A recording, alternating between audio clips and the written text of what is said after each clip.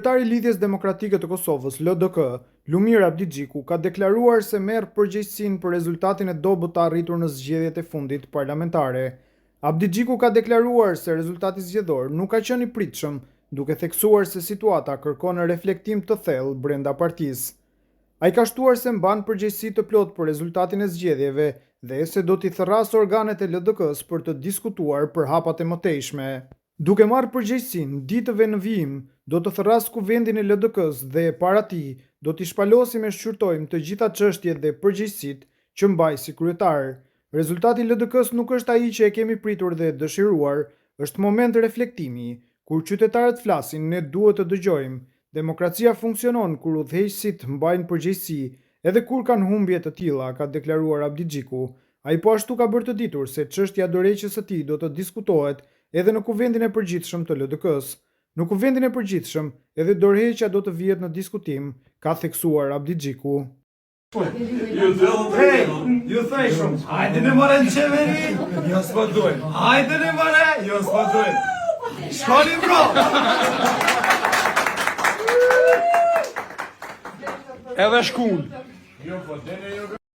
Lëvizja vetëvendosje ka dalë fituese absolute e zgjedhjeve, duke shkatruar opozitën dhe duke hapur rrugën për krijimin e qeverisë vetme, pa pasur nevojë për koalicione.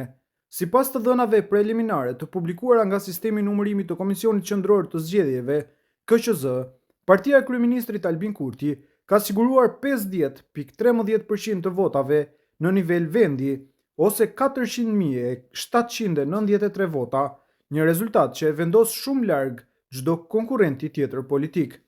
Ky rezultat nuk është thjesht fitore, por dominim i qartë politik. Vetëvendosje ka marrë më shumë vota se sa të gjitha partitë opozitare kryesore së bashku, duke konfirmuar se mbështetja qytetare për qeverisjen e Kurtit jo vetëm që nuk është lëkundur, por është forcuar ndjeshëm. Mesazhi i votuesve është i drejtë për drejtë, vazhdimsi, stabilitet dhe qeverisje pa pazare politike. Në vendin e dytë është renditur Partia Demokratike e Kosovës, PDK, me 20.94% apo 176.000 vota, një rezultat dukshëm më i ulët krahasuar me diferencën e madhe që e ndan nga fituesi.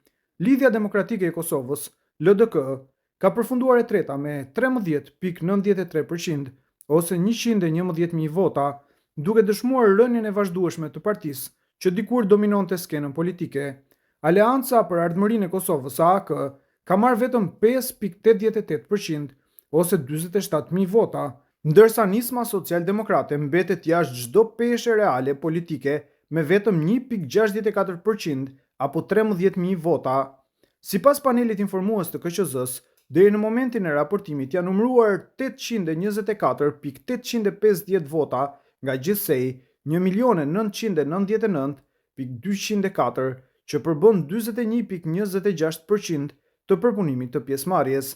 Nga ana tjetër janë proceduar 2.324 nga 2.557 vend votime, ose 90.89%, çka tregon se panorama e përgjithshme e rezultatit tashmë është e qartë dhe ndryshime thelbësore nuk priten. Me këtë epërsi të pakontestueshme, Albin Kurti del nga këto zgjedhje më i fuqishëm se kurrë.